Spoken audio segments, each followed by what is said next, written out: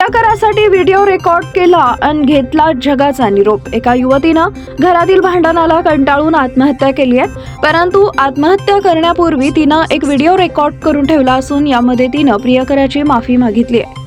गुजरात राज्यात बनासकांठा जिल्ह्यातील राधा ही beauty parlour चालवत होती। तिचा पहिला विवाह झाला होता, पण काही वर्षांपूर्वी पतीपासून विभक्त झाली होती आणि पालनपूरमध्ये बहिणीसोबत राहत होती। राधाची बहीण अलकानं सांगितले की राधा रविवारी रात्री घरी परतली। ती जेवली आणि त्यानंतर आम्ही झोपी गेलो। दुसऱ्या दिवशी सकाळी आम्हाला ती मृतावस्थेत सापडली। आम्ही जेव्हा तिचा फोन चेक केला तेव्हा तिनं रेकॉर्ड केलेले व्हिडिओ आढळून आला।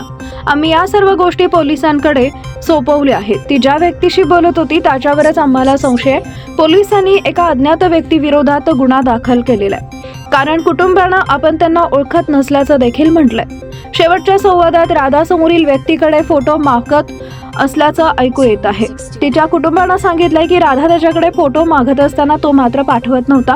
रेकॉर्ड झालेल्या कॉलमध्ये ती सांगत आहे की तू जर 7 वाजेपर्यंत फोटो पाठवला नाही तर काय होते ते बघ।